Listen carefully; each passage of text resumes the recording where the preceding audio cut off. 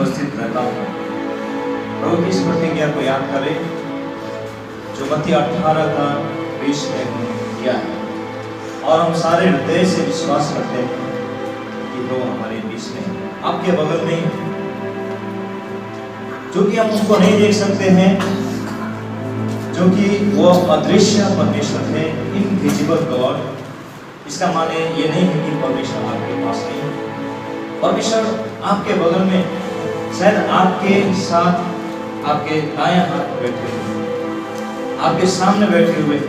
आप महसूस कीजिए, और केवल महसूस नहीं, कभी कभी हमारे जो फीलिंग्स है वो हमें धोखा देता है। तो ऐसे में हमें क्या करना चाहिए? विश्वास करना चाहिए। बाय फेथ, विश्वास से हम जानते हैं ये, क्योंकि परमेश्वर का वचन में लिखा हुआ है तुम्हारे बीच में।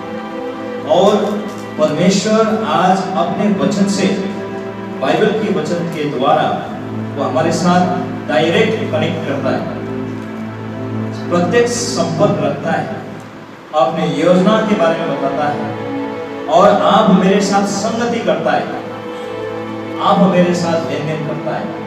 वचन, बाइबल का वचन, और उसी वचन को अभी हम ध्यान करने के लिए जा रहे हैं अगले, और गंभीरता के साथ में, विश्वास के साथ में हम उन वचनों को ध्यान करेंगे, क्योंकि जो कुछ भी मैं बोलने वाला हूँ वो मेरा वचन नहीं है, परमेश्वर का वचन है।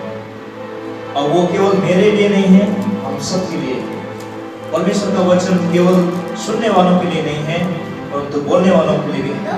परमेश्वर का वचन उनकी कलीसिया के लिए, सारे संसार के लोगों के लिए है। तो इसीलिए हम ध्यान करने के लिए जा रहे हैं परमेश्वर का वचन। और आज का जो विषय है, मेरा विषय है गॉड्स गवर्नेंस, परमेश्वर का साम्राज्य। परमेश्वर कैसे रूल करता है, परमेश्वर कैसे राज्य करता है, इस विषय में आज हम गौर करेंगे। गवर्नमेंट ऑफ गॉड है ना, ये नेशनल गवर्नमेंट नहीं है, इंटरनेशनल गवर्नमेंट भी नहीं है, बल्कि यूनिवर्सल गवर्नमेंट है ना। सारे आकाश और पृथ्वी और सारे जहां के ऊपर है ना, वो राजाओं के राजा है, प्रभुओं के प्रभु है, और उसका राज्य के विषय में, उसका साम्राज्य के विषय में, वो कैसे रूल करता है, वो कैसे अपने अधिकार को इस्तेमाल करता है, इस विषय में आज हम ध्यान करेंगे। तो आप कुछ देर पहले एक इतिहास को पढ़ रहे थे, दानियल की पुस्तक से, है ना। दानियल की पुस्तक 2 अध्याय से आप इतिहास पढ़ रहे थे। यदि आप दानियल की पुस्तक 2 अध्याय को पूरी तरह से पढ़ेंगे तो वहां मिलेगा कि 4 राज्यों के विषय में, बल्कि 4 साम्राज्यों के विषय में, है ना, 4 एम्पायर्स के विषय में, वर्ल्ड एम्पायर्स के विषय में, वर्ल्ड पावर्स के विषय में, जो प्राचीन काल में था। आप इतिहास के एक हिस्सा को सुन रहे हैं अभी। जिन्होंने अपने स्कूली दिन में इतिहास पढ़ा होगा, आप उसे रिलेट कर सकेंगे, अभी आपको बोर नहीं लगेगा। तो यहाँ पर दानियल भविष्यवक्ता ने परमेश्वर के आत्मा की अगुवाई में 4 वर्ल्ड किंगडम के विषय में बताया, जो कि राजा नबूकदनेस्सर ने एक सपना देखा था। मैं छोटकर में बता दूं कि राजा नबूकदनेस्सर जो उस समय राज्य कर रहा था, करीब 586 बीसी में, 586 बीसी, यीशु मसीह के आगमन से लगभग 586 साल पहले, और पूरे संसार में, पूरे संसार के ऊपर राजा नबूकदनेस्सर साम्राज्य चला रहे थे, बेबीलोन के साम्राज्य था। तो उसके शासन काल में राजा ने एक सपना देखा। आप सबको मालूम है वो सपना कैसा था? उस सपना का विषय क्या था? सपना में क्या देखा था उन्होंने? एक बहुत बड़ा मूर्ति, बहुत ऊंचा मूर्ति देखा था, और वो मूर्ति साधारण मूर्ति नहीं था, अजीब प्रकार का मूर्ति था। उसका सिर, उसका जो हेड है वो किस चीज का बना हुआ था? सोने का, है ना, गोल्डन हेड था। और उसका जो बाजू और छाती वो क्या चीज का था? ब्रोंज का था, कांसे का था, तांबे का था। और उसका जो पेट है उसका जो जांग है वो किस चीज का था? पीतल का था। और उसका जो टांग है और उसका जो उंगलियां है वो किस चीज का था? लोहे और मिट्टी। तो राजा ने जब सपना देखा वो बेचैन हो गए, क्या सपना है ये? अजीब सपना है, इतना विराट मूर्ति, वो भी 4 प्रकार के तत्वों से, बल्कि 5 प्रकार के तत्वों से बना हुआ है। वो बेचैन हो गया। उस किस्मती से उसके राज्य में एक यहूदी व्यक्ति था जिसका नाम दानियल था, और उसको सबको मालूम था कि वो सपना का अर्थ बता सकता है। दानियल अपने ज्ञान से सपना का अर्थ नहीं बताता था, लेकिन परमेश्वर जो स्वर्ग और पृथ्वी का परमेश्वर उसे लोगों का सपना भी बता देता था और उसका सपना का अर्थ भी बता देता था। देखिए, सपना का अर्थ तो हम लोग कैलकुलेट करके, है ना, 19-20 करके बता सकते हैं, लेकिन सपना क्या देखा था कैसे बताएंगे? है ना, राजा ने बोला मैं तुमको मेरा सपना भी बताओ और उसका अर्थ बताओ। और बेबीलोन के सारे जो पुजारी लोग थे, जो तंत्र मंत्र करने वाले थे, जो भविष्यवाणी बोलने वाले थे, ये कैसी बात है? ठीक है, आप हमें सपना बताइए, इसका अर्थ हम बताने की कोशिश करेंगे। आप तो बोल रहे पहले सपना बताओ उसके बाद में उसका अर्थ बताइए, नहीं हो सकता है। राजा ने बोला सबका मौत होगा, सबको मार डालूंगा। लेकिन उनको बचाने के लिए दानियल आया। और दानियल ने बोला कि देखिए मैं कोई ज्ञानी नहीं हूं, मेरे पास पहले से नॉलेज नहीं है, मैं जो कुछ भी करता हूं वो दिखाने वाला ऊपर है, स्वर्ग का परमेश्वर ऐसा करता है। मैं आपका राजा, आपने जो सपना देखा उसको बताऊंगा और उसका अर्थ भी आपको बताऊंगा, लेकिन मैं अपने शक्ति और बुद्धि से नहीं, लेकिन परमेश्वर का आत्मा ऐसा करने वाला है। तो उसने सपना बताया। क्या सपना था? एक मूर्ति। कैसा मूर्ति था मैंने आपको बताया। अब उसका अर्थ क्या है? उसने कहा कि देखिए राजा, आपके शासनकाल से लेकर आने वाले कुछ वर्षों में 4 प्रकार के 4 बड़े-बड़े साम्राज्य उदय होगा। जो सोने का जो सिर आपने देखा ना, वो आप हैं। आप जो राज्य कर रहे हैं, आपको परमेश्वर ने, स्वर्ग पिता परमेश्वर का, स्वर्ग पृथ्वी का परमेश्वर ने आपको शासन करने का अधिकार दिया है, बल और बुद्धि और शक्ति दिया है। आकाश के पक्षी और सारे पशु प्राणियों को आपके वश में कर दिया है, स्वर्ग का परमेश्वर। और आपका साम्राज्य खत्म होने के बाद में दूसरा राज्य का उदय होगा, वो आपसे छोटा होगा और उसका ताकत आपसे थोड़ा कम होगा। वो कौन सा था? मीडिया और पर्शिया, है ना, पर्शियन किंगडम। यदि हम लोग के बच्चे लोग हिस्ट्री एक बहुत फेवरेट सब्जेक्ट है तो ही याद होगा, है ना, मीडिया और पर्शिया, मीदान और पर्शिया का साम्राज्य जो 500 BC में शुरू हुआ था। और उसके बाद और एक राज्य का उदय होगा।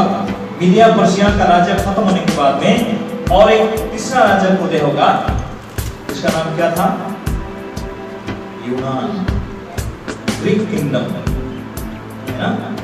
ग्रीक किंगडम का, ग्रीक एम्पायर का सबसे विख्यात राजा का नाम क्या था? अलेक्जेंडर द ग्रेट, सिकंदर महान, जो कि 321 BC के आसपास में उन्होंने राज्य किया। ये इतिहास है। यदि आपको विश्वास नहीं होगा, यदि आप पढ़े थे लेकिन भूल गए थे, आज जाकर के पुरानी किताब को पढ़ लीजिए, हिस्ट्री बुक। यदि आपके पास हिस्ट्री बुक नहीं है, गूगल में सर्च कीजिए।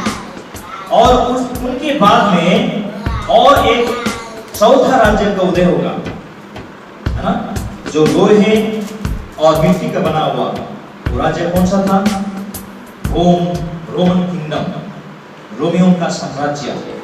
और उसी समय में परमेश्वर, स्वर्ग का परमेश्वर इस पृथ्वी पर एक ऐसा राज्य का उदय करेगा जो कभी खत्म नहीं होगा, जो हमेशा हमेशा रहेगा। और वो था रोमी साम्राज्य। जब यीशु मसीह के जन्म से 4 साल पहले 4 BC में रोमन किंगडम जो शुरू हुआ था। और दानियल का 2 अध्याय का 44 पद को अभी हम पढ़ेंगे। दानियल ने यहाँ पर भविष्यवाणी किया है 2 अध्याय का 44 पद।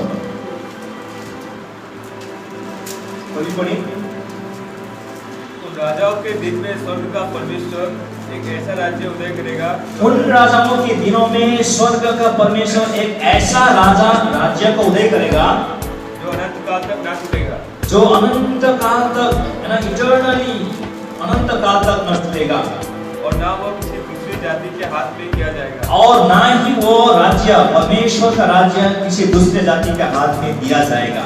वरन वो उन सब राज्यों को चूर चूर करेगा, वरन परमेश्वर का राज्य सारे संसार राज्य को क्या करेगा? चूर चूर करेगा और उनका अंत कर डालेगा, और उनका अंत कर डालेगा, और वो सदा स्थिर रहेगा।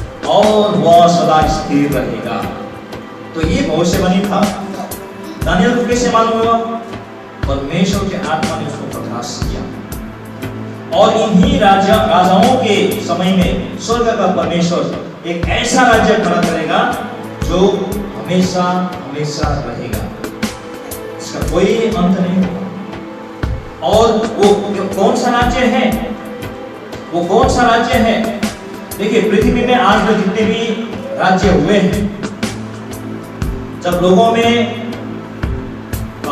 सिविलाइजेशन बढ़ा है ना, जब लोग सभ्य होने लगे, जब लोग पहले जंगलों में रहते थे, गुफाओं में रहते थे, कच्चा खाते थे, जब लोग संगठित होने लगे और समाज में रहने लगे, उनका ज्ञान बुद्धि बढ़ने लगा, तब लोग दूसरे लोग पर राज्य करने लगे। और धीरे धीरे देखिए सारे संसार में हम देखते हैं कि आज रिसेंट हिस्ट्री पढ़ेंगे, आज हमारे देश का इतिहास पढ़िए, है ना, स्वतंत्रता के बाद आज तक कितने सरकारें आई, है ना।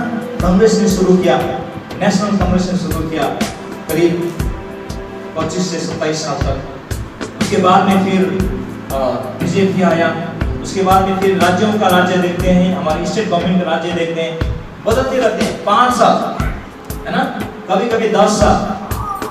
बंगाल सरकार का रिकॉर्ड है 35 साल तक, है ना, ज्योति बसु। ममता दीदी का रिकॉर्ड है 15 साल हो रहा है, लेकिन उससे ज्यादा और कितना साल हो सकता है? 35 साल, 70 साल। जो निरंकुश शासक है, आप समझते निरंकुश शासक मतलब जो बिना वोट के, जो संविधान के अधिकार के बिना राज्य करने लगते हैं, उनको निरंकुश शासक बोलते हैं। डिक्टेटर, किसी का नाम ले सकते हैं? सद्दाम हुसैन, जो इराक में था, 25, 30, 35 साल तक राज्य करता था। लेकिन उनका अंत कैसे हुआ मैं आपको?